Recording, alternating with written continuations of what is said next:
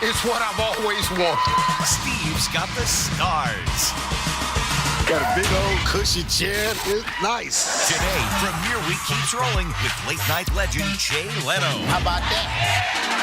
Plus Jordan Sparks. And coming Friday, Charlie Sheen and a performance by Leanne Rimes. It's all new, and it's gonna be big. And it's all on Steve. New York, weekdays at 2 on NBC4, New York.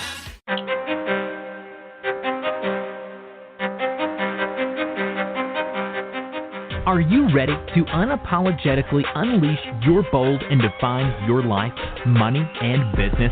Define You radio class is in session with host the Southern Belle of Bold, Valencia Griffin-Wallace, brings you the stories behind the glory.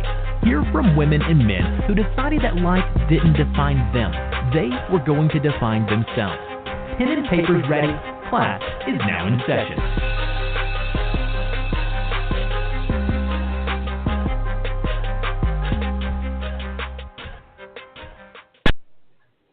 Well, happy Sunday, everyone. I am your host, Valencia Griffin-Wallace. I know if you've tuned in before on the Sundays, you know normally the intro is a little different. But this is the intro I love. So I decided to bring the Tuesday intro into Sundays also. With that being said, thank you guys so much for tuning in to Define You Radio presents the Healing You series, where you get to hear the tips, strategies, and life lessons from our feature guests. If you guys hadn't had a chance to grab your free gift from me, make sure you go to bit.ly/keepitqueenlike while it's still available. If you guys listen to me regularly, my voice may sound a little different.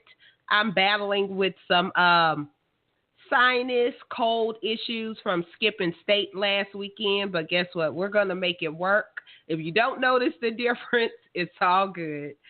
So as usual, I am also going to be joined a little later in the show with my wonderful co-host, Miss Tasha Dearborn of Positive Express, who will add her questions and thoughts throughout the show. With that being said, we have a much needed, much anticipated show planned for tonight.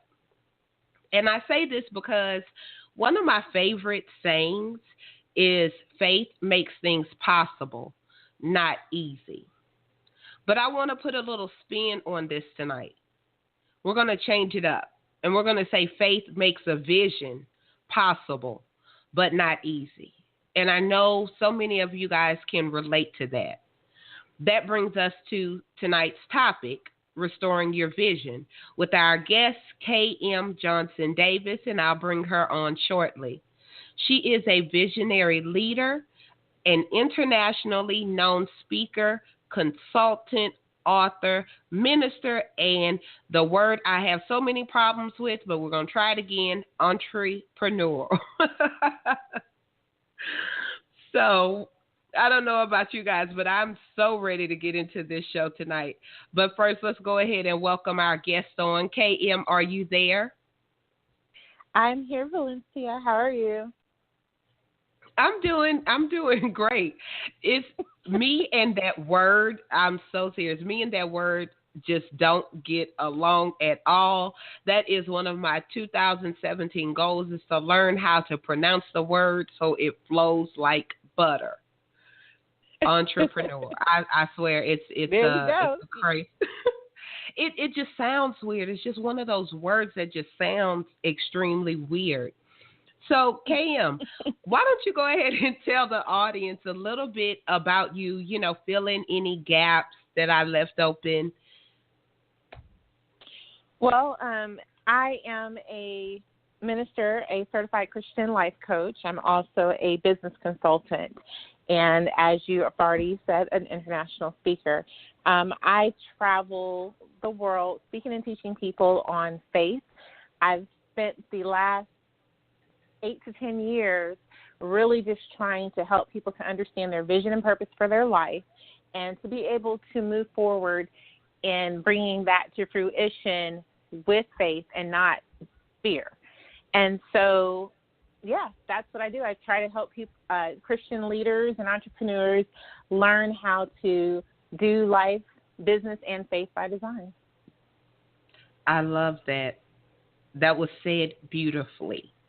I wanted to dive in a little bit and kind of talk about your post the other day. If you guys don't follow her on social media, the links are in the show notes and, of course, on the Define You Radio's Facebook page. But she made a very interesting post that I loved, and I had to laugh because I think I asked the same question. So if you want to go ahead and tell a little bit about the post I'm referring to, that would be awesome. Well, the post that I believe you're referring to is the post regarding my name, K.M. Johnson Davis. And I go by my initials. So a lot of times I get asked the question all the time, you know, is it Kim? Is it Kimberly? Like, people are always trying to put in, you know, the extra, the vowel in between. And I'm like, nope, it's KM. I go by my initials. And, you know, so then, of course, people want to know what my first name is. And the whole purpose of me going by my initials is because I don't want to disclose my first name. So that kind of defeats the purpose.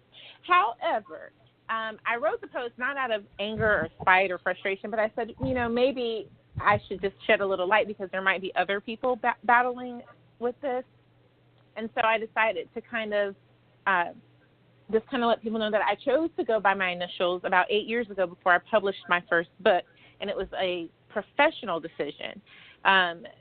It's known well amongst my family and friends how I guess I don't necessarily care for my first name.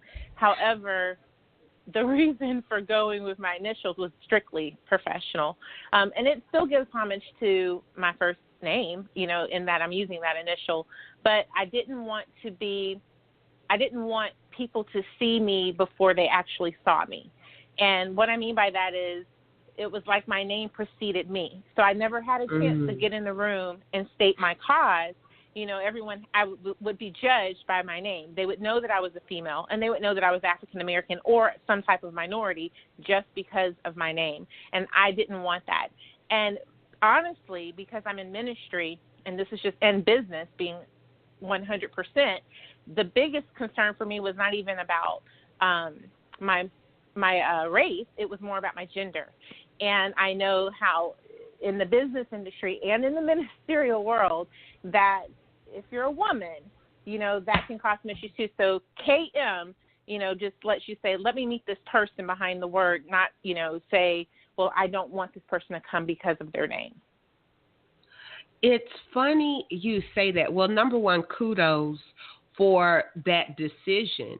And a couple of years ago in psychology, we actually discussed this, how people are, you know, applications or resumes or things, you know, you're judged by your name. I mean, no one wants to say it out loud, but a lot of times people will, you know, if you have all 26 letters of the alphabet, and it could be a family name, and people will make a judgment on that or pronouncing it wrong. Because even though to me, my name is simple, I've had, you know, encounters with people that have had an issue pronouncing Valencia. And so like my in-laws and certain people, just for short, they call me Lynn. Because it makes my life easier, their life easier, instead of them butchering my name. So I completely understand and respect your decision. But like I said, I had to bring it up because I'm like 90% sure I probably asked you, well, what's the KM stand for? I'm like 95%. I don't think that you did. Like, I don't remember. And if you did, it wasn't, the post had nothing to do with you. But I love that the assertiveness of it, and it wasn't just you being assertive. It was, this is what it is. But you actually, you know, it was a thought out process. It wasn't like I woke up on Monday and decided I wanted to be called something else, so to speak. Like you have actual reasons behind it. So I thought that was very interesting. And I love it because, like, KM, you know, like you said, no one knows your race or your gender. This is business. I'm KM. There it goes. And, you know, and to be honest with you, I've stepped more into it now because now, and I'm just being 100% here, you know, I think if you read further into my post, I bring up the biblical characters whose names were changed, or people that were in the Bible, Abram to Abraham, Sarai to Sarah. You know, that marked a change in their life. And so sometimes you've got to step into whatever, you know, your change is. And for me, being called KM marked a time of change, a good change. You know, I'm going into the professional part of my life now. It's no longer playtime anymore. You know, as you say, class is in session, you know, or school is in session. I mean, it's time. It's time for me to be who I've been called to be. And now I am being called KM. Okay, so I'm so trying to get into this interview.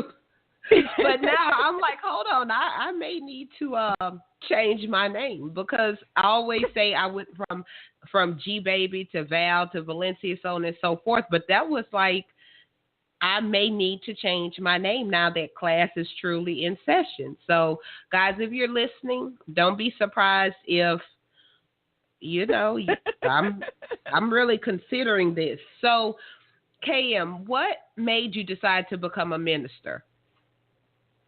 Well, you know, actually, it wasn't even, I think the decision was more in accepting the call than actually deciding to be a minister.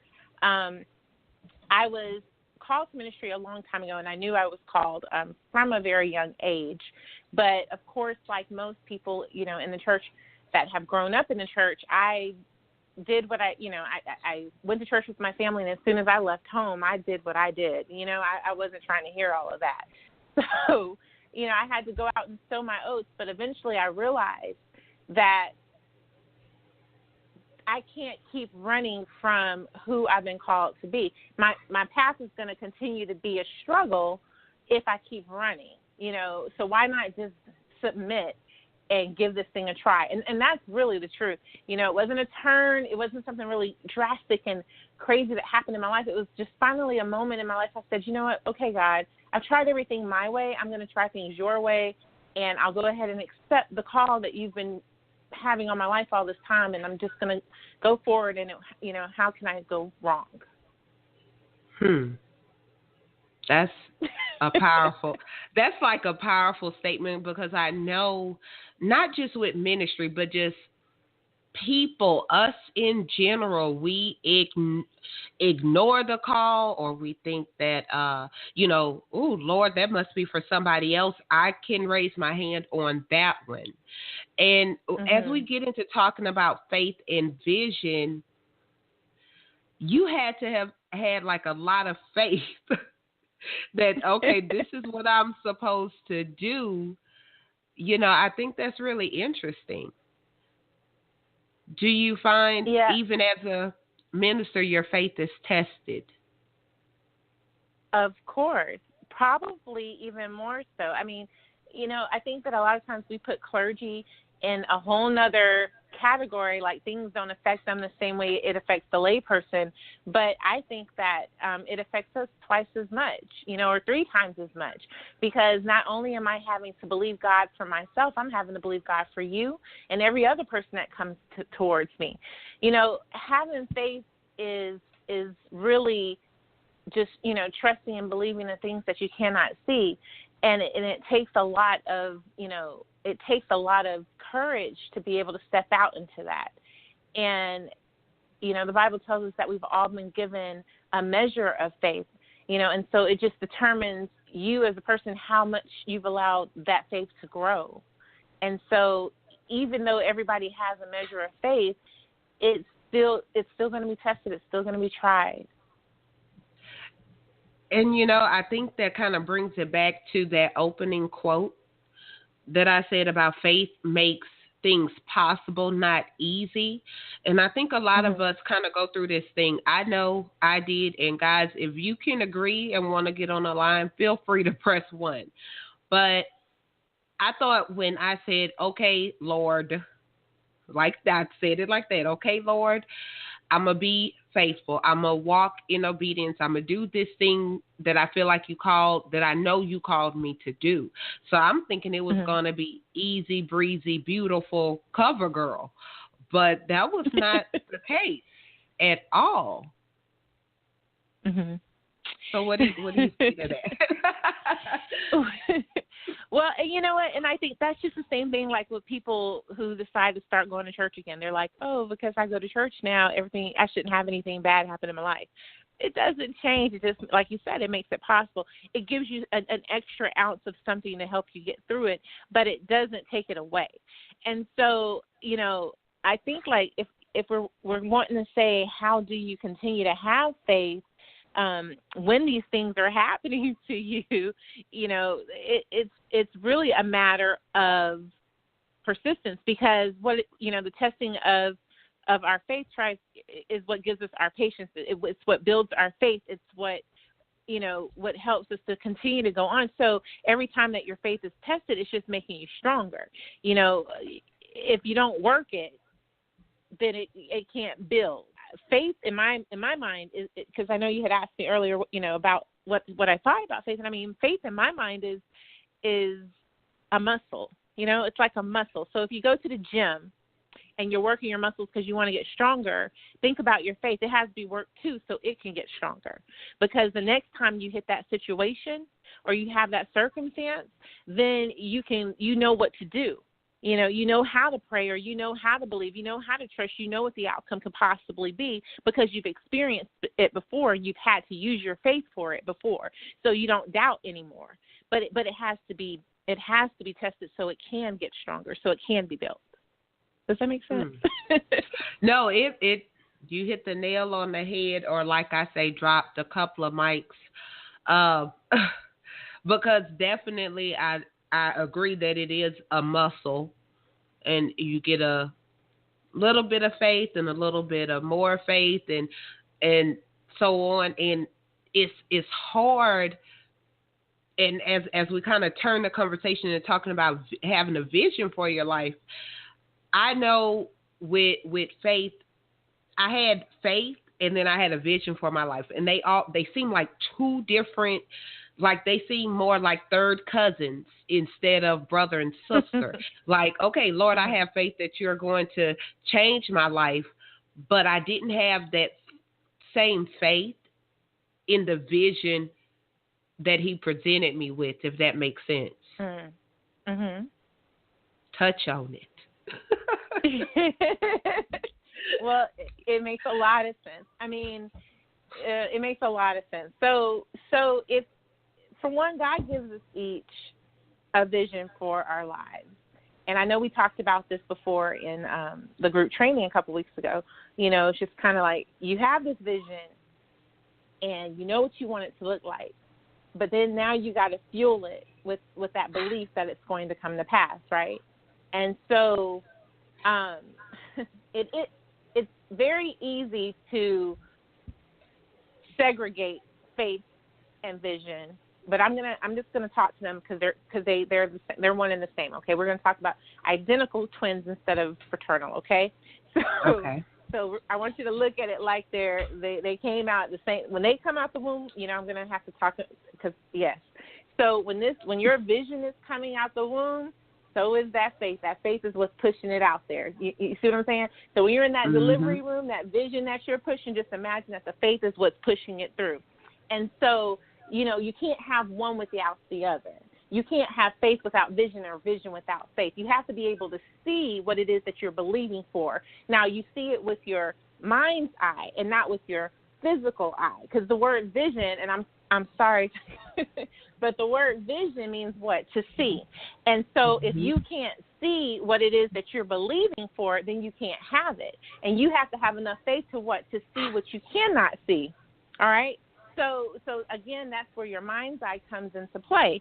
And so you have to be able to activate your faith if you want to see your vision come to life. Does this make sense? Yes, ma'am. I'm trying to touch on it without going too deep. Do what you got to do. Class is always in session. But, I mean, everything starts with what you believe.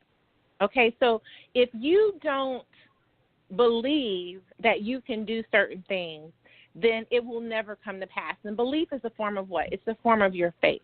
It's what you have faith in, whether you have faith in yourself, another person, God, the universe, whatever it is you're believing in. If you don't have belief in it, if you don't have faith in it, it's not going to happen. You know, you've heard people say if you had more faith in that chair because you didn't even check the screws before you sat down on it, you knew it would hold you up. That's the same type of faith you have to have in what it is that you're trying to do. But I'm gonna challenge you a little bit more. I had a situation where I found myself, you know, in a rut. I had a dream. I had a vision. I knew that this is what God had called me to do. And I kind of gave up on it because nothing was going to plan. And so I took a step back and I said, well, God, I guess, you know, maybe I was looking at it wrong. Maybe this is not what I really saw. When I said that, it's like my vision just went blank. I could not see anything. I couldn't see any of the things that I had once saw before. And I was talking to a friend of mine on the phone, and she said to me, and I don't think I've ever even told her that she said this, but she said to me, I was telling her that I wanted to do something, and she said, well, if you can't see it, it's not going to happen. And I thought, and I said, well, she's right. She said, you know, girl, you got to really, you need to start visualizing it. And I was like, what is she talking about? I'm the coach here, you know? And so I sat back and said, she's right. You know, she's right. I wasn't visualizing it, even though I might have been sitting in a position that did not reflect what it is that I once saw.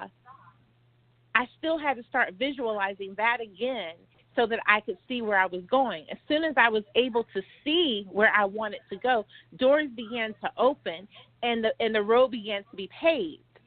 And so that's why I said, going back to what I said earlier about the baby. So your vision is your baby, and your faith is what pushes it out. So that's why I said, you know, your faith is what fuels the vision. You can't get the vision out there until you're able to visualize it and see. The faith is what pushes it out. So we all sit here and we're sitting here and we're in our, you know, we've been carrying the baby for 9 months and we're ready to labor, but you can't labor. You can't get the baby out because you have no faith.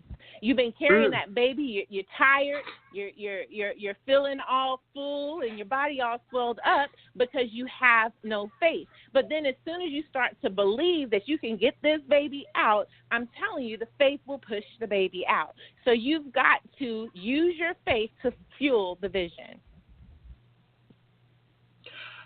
Wow, is all I could say. Wow, just wow. Let me go back because I never heard what you said earlier about the chair. About, you know, we have, you know, but that's so true. And if people think of it, even me, because now I'm not going to look at a chair the same way. Like, I have faith to know that, you know, the couch is going to hold me, the chair is going to hold me. I know. Mm-hmm. But it is our faith that's solid. Mm-hmm. And, you know, and then there's, I mean, we could take it further. When you go get gas, my car takes, premium? I mean, I'm not going up there and sitting overnight waiting for the gas man to show up and making sure that he's putting premium in that pump that I'm about to choose. You know, I'm trusting and believing and having faith that when I select premium on that gas pump and I put it in my car, that's what's coming out of it. And I don't think twice about it. I press the button and I keep on moving. But when it comes to God telling us to do something, or we see a vision, or we decide that there's I believe this is what I'm called to do, all of a sudden we begin to doubt it because we can't see it. But we don't doubt all these other things. We just assume and know that they are so. But why can't you use that about the things for your life? I know a lot of people are feeling like they've been put in a corner right now because KM really made it plain. You just made it so simple and plain that we don't question that we're getting gas. We don't question the chair, but we question our faith, you know. But the funny thing is, like I said, no one wants to say that out loud. No one, you know, like no one wants to say it out loud, but if we're honest, we've all questioned it. Mm-hmm. Question our vision, you know, and I guess like questioning your vision is questioning your faith. Mm-hmm. Interesting. And Very ultimately, interesting. it's not just you know, when you're questioning your vision, you're questioning the person that gave it to you, and you're questioning yourself, your ability to do so, and the gifts and talents that lie within you. Because everything that you have, everything that you need in order to do whatever it is that's been given to you to do, you already possess it within you. And this is a true statement, because God is not going to give me, He's not going to give me a vision to do something that I am not capable of doing. I've never been given a vision. I have had people come to me numerous times about different things that they want to do, and God never gave me those things. Why? Because they were not my vision. I'm not equipped to do them. That is not my skill set. That's not my gifting. That's not my talent. That is not my calling, nor is it my destiny. And so we have to understand that what is given to us is for us. And when you can accept that truth, then you can begin to start to build your faith in the vision that you have. And that's where obedience comes in. I'm sure. I'm sure. Because I'm going to tell you, and I'm sure a lot of the listeners can relate to this. I had a vision with no path, never seen anyone around me do it before. I just knew, like I knew this was what I was supposed to do with my life. And I had faith because I know what God has done in my life.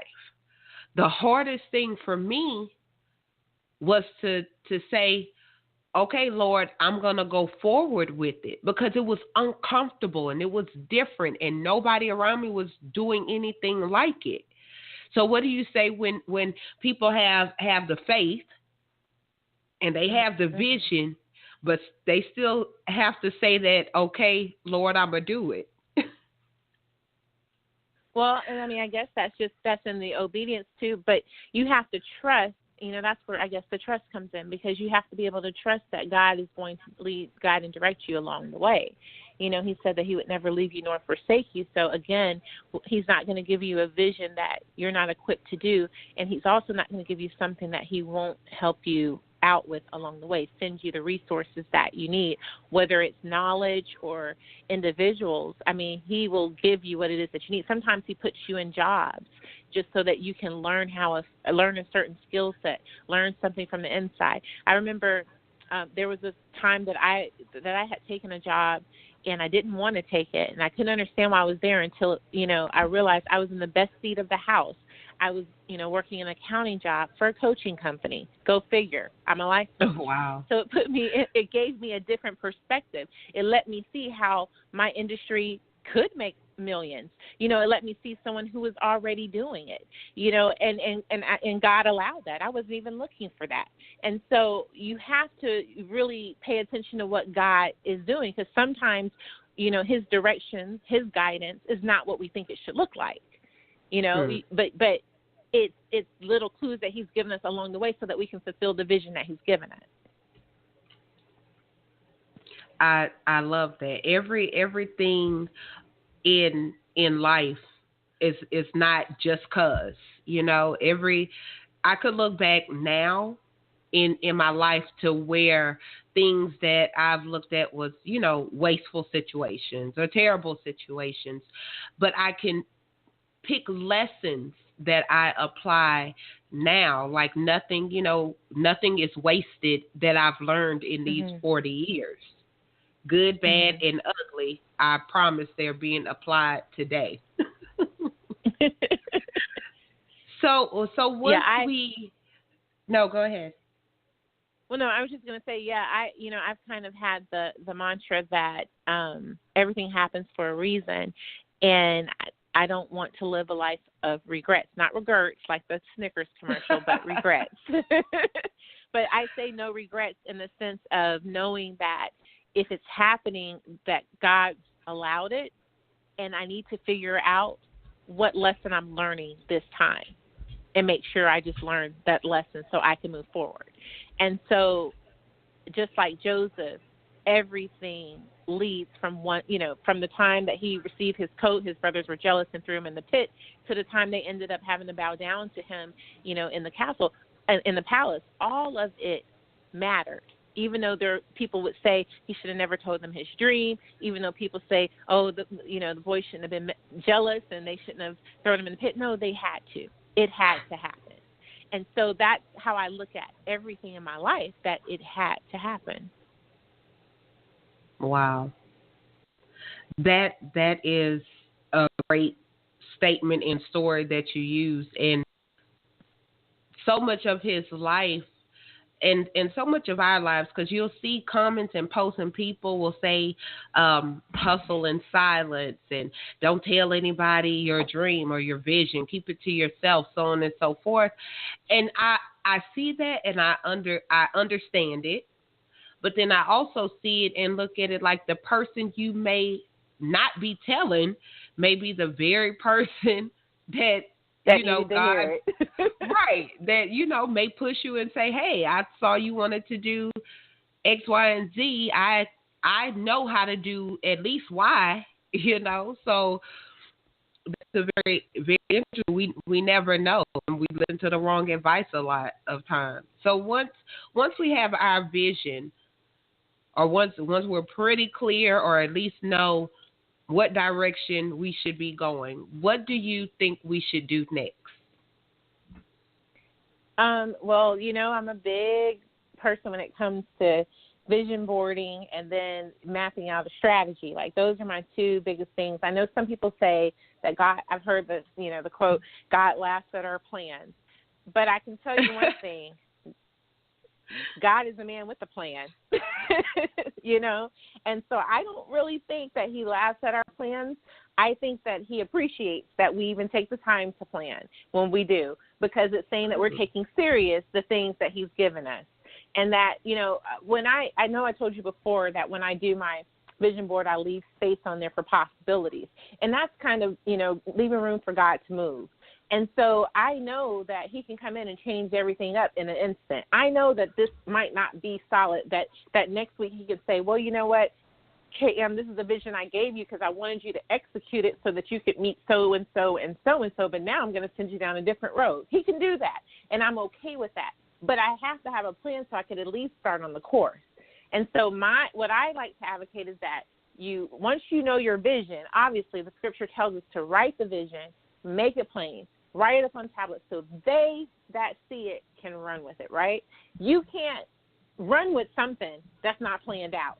And so to me, that right there tells you got to have a strategy. Let's rewind, because I know, well, number one, when you did the class, and thank you again, it was an awesome class. When you did the class in the private group on Facebook, I was taking notes, and I was like, oh, Lord, I got to go back and write my stuff down, because I've written it down before and lost lists, and I said I need to write it in a way that I don't lose it. I didn't write it the way that you said, but I was like, oh, that sounds good. And like I say, knowledge is power if you apply it. So you gave the knowledge, and I was like, okay, I'm going to apply this because I really like this idea. Now let's go back to people that don't even have a vision board. And when I run across those people, I'm like, what? You don't have a vision board? And then I've had conversations with people who don't have a clue what a vision board is. Your advice, please. Well, I mean, okay, so if you're listening and you don't know what a vision board is, it's something that you need to get ASAP. No, I'm just kidding. But a vision board is, basically it's a board with everything that you are visualizing, images and words that are put onto it. Now, my advice is if you don't know what it is, do a little bit of research and find out exactly what it is. But if you do know what it is and you just don't have one, you need to do it, because that's part of what's stalling you. It's as long as you have a vision and you don't have anything else but this thought in your head and this idea, that's all it is. I'm sorry to tell you. And it's not going to come to fruition. You're not going to see it manifest because you're not doing anything with it. Holding it in your head is not doing anything with it. Exactly. And you have to get it out. And so putting it on that board, number one, that's getting all those ideas out there. Number two, it's putting it in front of you. It's helping you to be able to focus on what it is that you are visualizing for your life. And the more that you see this thing, because remember I said you have to visualize what it is that you're believing God for. So the more that you see it, the more you're able to visualize it. Now it's not going to be a blank thing in your head because you see it. So you've got to put all that stuff out of your head onto something, a piece of paper, notebook, big poster board, whatever, so that you can really see this vision that God has given you for your life. So instead of running around trying to get into everything that you feel like is a great, the next best thing to become a part of. You know what I'm saying? And I think that's why people get off track, because they get these great ideas, but the ideas are not grounded, they're not rooted, and they have nothing to do with their vision. They're just great ideas for the moment. You know what I'm saying? So it's like, oh, I should go take this job, and I should go move over here, or go meet this person. And God didn't say nothing about any of that. That doesn't have anything to do with the vision for your life. But because you haven't taken the time out to figure out what that vision is, you're running all over the place like a chicken with your head cut off. And chasing the next shiny new ball. Because, I see the confusion all the time. I see it. And one of the things that I've said in the group, and it's funny, I was listening to something else, and this guy said it. I was like, what? Where that came from? But I always say about having other people's finish line because it looks good. And we'll get confused because we're looking at somebody else's finish line, which had to do with their vision, has nothing to do with ours. And that's why it's important. Go ahead. Well, no, I was going to say, I've had so many people, Valencia, come up to me and, and I'm mentoring them, coaching them, counseling, whatever. And suddenly they say, oh, I want to do exactly what you're doing. And my thing is, well, is that the vision for your life? Or did you just look at what I'm doing and say, I think this will be something great to do? Because it doesn't, and you don't even know what comes with this, but we're not going to talk about that. They don't know the back end. Is this really, exactly, like, is this really what you're called to do? Is this where your skill set is? Is this your gifting? And, and I remember an individual came to me one time and, she said she wanted to do one thing. I think she wanted to get into real estate, for instance. And then, not too long after, she was mentioning some other things. And I said, well, you can't do them all right now. Which one do you want to start with? And she said, no, I'm going to do them all. And I said, well, I can't help you until you focus on, what direction you're trying to go in. What's the most important one? Not saying that you can't do more than one thing, but as I said in another interview about a month or so ago, you have to have your main course and your side dishes. You have to know what your main focus is.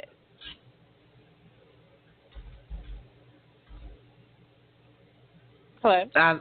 No, I wasn't sure if that was that was kind of like a drop off moment, but that's kind of like that, what I call a one and done, the period at the end of the sentence. But I wanted to bring our fabulous co-host, Tasha. Tasha mentors teens. She mentors teens. And I know she has a question or a comment about vision boards. So I'm going to go ahead and welcome Tasha to the show.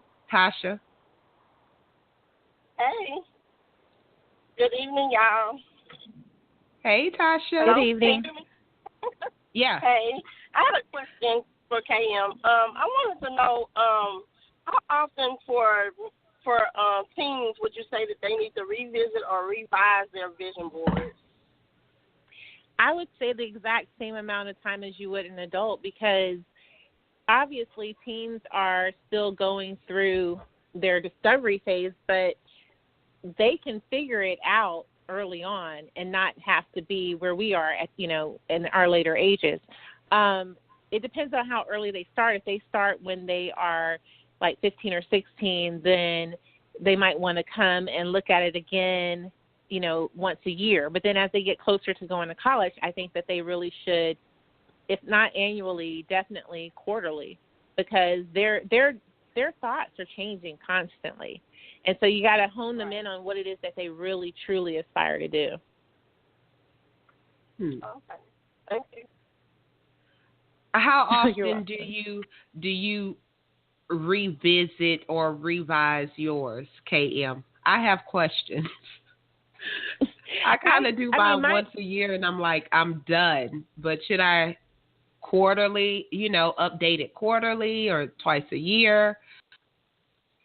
So mine is like, my main one is once a year. But I have like a main one, and then I'll do smaller ones throughout the year. So that means if I feel like I need to focus in on an area, because I have the main one that has to do with my entire life, my big vision.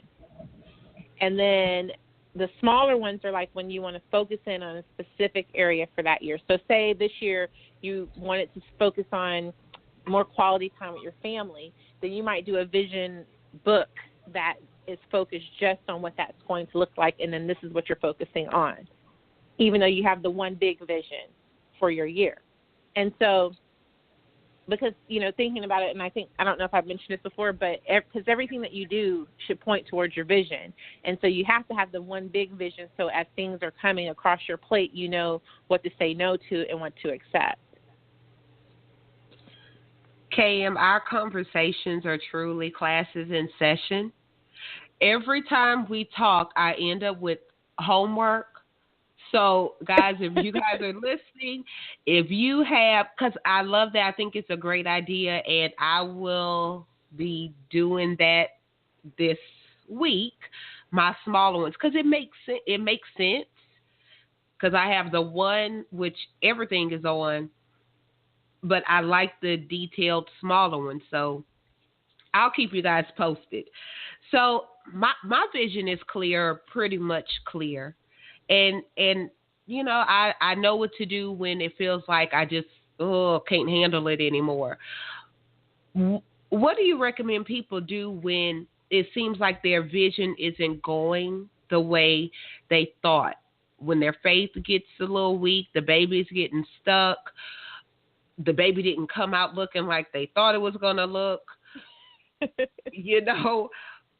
How can they continue to go when it's not what they thought? Well, you know what, that happened to me as we got into the first quarter. It was going very well for me in the sense that I could see that my vision was coming into focus this year. It was like, this is great, it's wonderful. And then there came a moment where it felt like it just stunted, and I had a little breakdown. I said, oh my gosh, this is not what it's supposed to be. It was going so great. What's happening now? And so what I ended up doing was going back to my vision, and saying, I went back to my vision board, stood in front of it, and I looked at it, and I said, what am I doing right now that doesn't match up with what I said my vision is for my life? What am I doing right now that doesn't match up with what I said that I was trying to accomplish this quarter? Then you have to kind of do a little soul searching. Sometimes we get off course, not because God has shifted us, but because we have kind of taken, we began to, I like to say, we just started to waddle and wade in the water, a little bit, and we've kind of swifted away with the water instead of being shifted by God. And so if you were shifted by God, then you wouldn't get discouraged. But if you're just kind of swaying away, because you got that shiny object syndrome, or because you thought this was a better thing to do, or you started doing things a different way than you had originally planned, that's going to get you off course, and then it's not going to result in what you expected, and then you're going to get discouraged. So you have to go back to the drawing board, look at your vision, and sometimes what you put down for your vision might not really be your vision. You got to question yourself, because a lot of times the first person you lie to is yourself. Say that one more time. A lot of times the first person you lie to is yourself. I mean, because we want to believe that we're something that we're not, or that we should be something that we're not, instead of just accepting who we are. I mean, the first time that I accepted who God created me to be and who I am for who I am, I'm telling you, it freed me. I'm gonna tell you that makes so much sense. And especially a lot of times I think we listen to other people, and I'm gonna give you guys a quick example. A lot of people know that in my course of growing into Valencia, I lost 80 pounds. And I've kept it off for 10 years. So someone actually told me that, well, you should do health coaching or, teach people about health and losing weight. And I said, no, I'm not an expert in that. I'm not passionate about that. That was something I did for me because I knew it was a needed change I need to make. Now, somebody else, and this person looking at it, to them it made sense. I lost a huge amount of weight and kept it off. And to them, it made sense because I knew how to do it, but I wasn't passionate about it. That was not my vision. That was a vision that they thought that would be good for me to have, something I could be successful in or whatever else. And I think a lot of times we get caught up on something we know how to do, but that's not the vision for your life. That's somebody else's vision for your life. You will not see me health coaching or giving, no, I don't see that. And I will be surprised if God says, okay, Valencia, now this is what I don't eat right. So I definitely couldn't be a health coach, but people will get caught up with things like that, and our vision will, so to speak, get distorted. It'll get distorted by listening to other people. And I think that happens easily when you don't have your vision board in place, when you don't know what your vision truly is, when you are still questioning things. Because I'm just like you, I had someone, I think I created a flyer for my church, my mom's church, last week.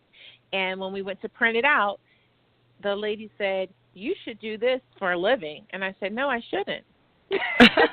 No, I shouldn't. But you could make some money doing this, she said. And I said, well, that would probably be very true, but I will not be doing that, because it's not my calling. It's just something that God has given me the ability to do, but I use it for ministry and for my business, and I'm thankful for that. But it's not for anybody else, and I understand that. And so little things like that will get you off course, because then you're thinking, ooh, I can make some money, and then I'd be able to pay for this and pay for that. But again, that goes back to what I said about knowing what your big vision is, and knowing that everything that you do should point towards that vision. You hit the nail on the head with that. And I thank you for saying that, because a lot of people, we think that, and I say we because I'll include me in this category, we think because we're good at something that this is what we're supposed to do. But really it's just supposed to add to what we are supposed to be doing, Right. Everything else is a distraction. I think that's part of the reason a lot of people don't get to focusing on their own vision and doing what they're supposed to do, because we'll get distracted by our little talents along the way. And I mean, I could do hair. However, that has nothing to do with the vision for my life. It has nothing to do with it. But we get, like you said, and thank you so much for hitting it, because I've said it, and I love how you eloquently put it. Thank you. Just want to add that. So I know you have a gift, so of course I want to hear about that, because I love gifts or an offer. So I want to hear about that really quick. Really quickly. Oh, well, can I say this real fast about what you just said? I just wanted to add this. Yeah. But just like you were saying, like with being talented in certain areas, again, remember earlier I did say that, all the skills and gifts and talents that you need in order to accomplish your vision. God has already put them inside of you. So you have to remember that some of those things that he's giving you are just to help you along the way. They're not the ultimate destination. And so we have to be able to figure out what fits where, but know that we're equipped with what we need. Okay.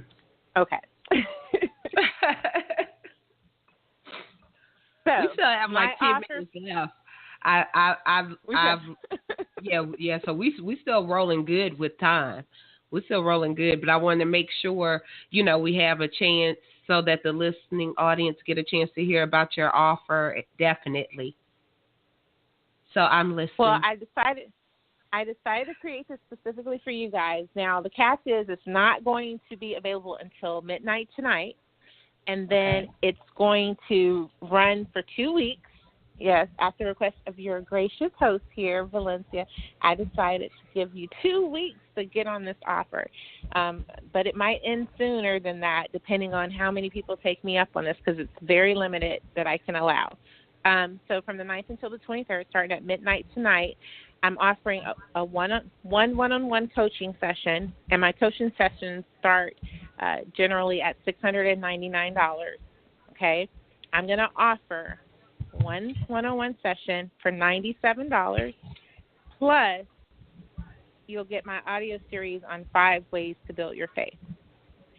So you'll get the one-on-one coaching session for $97 and my audio series on 5 ways to build your faith. And the way that you retrieve that is you go to my website, kmjohnsondavis.com, click on shop, and then there's a box for special offers, and when you go there, you'll see your offer. Is there a code that we need to put in, or? There's no code. It's like I said, It's built specifically for you guys. So whoever hears this broadcast, that's the way that they'll know about it, and they'll go to it. And then also, so when you go there and you sign up, again, it's not going to be live. The link will not be live until midnight tonight. So $97. It's a really great deal, I'm telling you. And I do qualify for this offer, right? I'm not disqualified for you qualify. Okay. I just want to make sure I was going to have to use my initials or a pen name to take advantage of the offer if need be. So you guys make sure you go to her website, which is kmjohnsonspeaks.com, correct?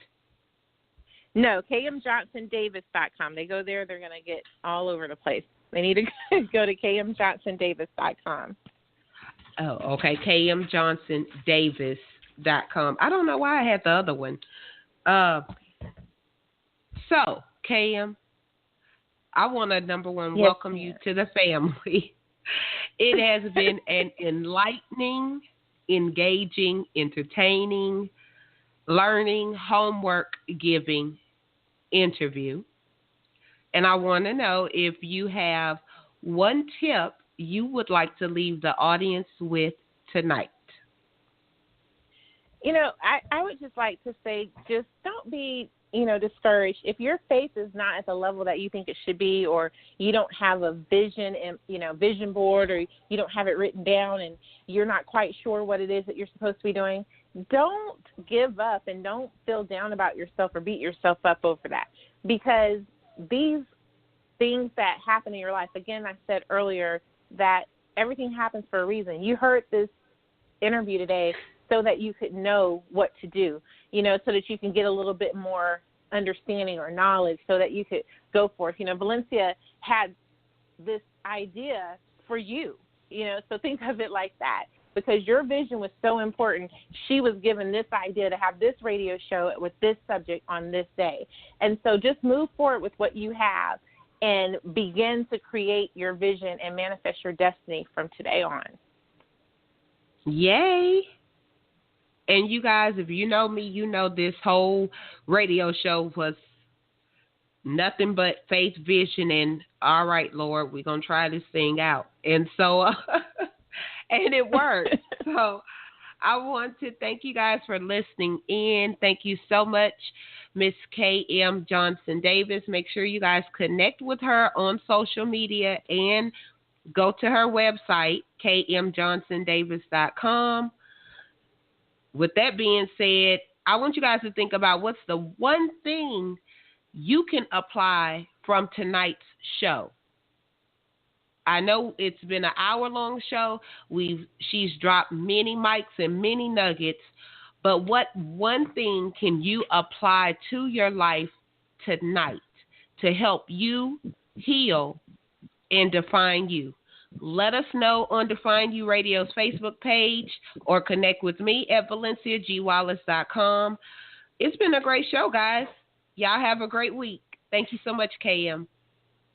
Thank you. Thank you for listening in to Healing You.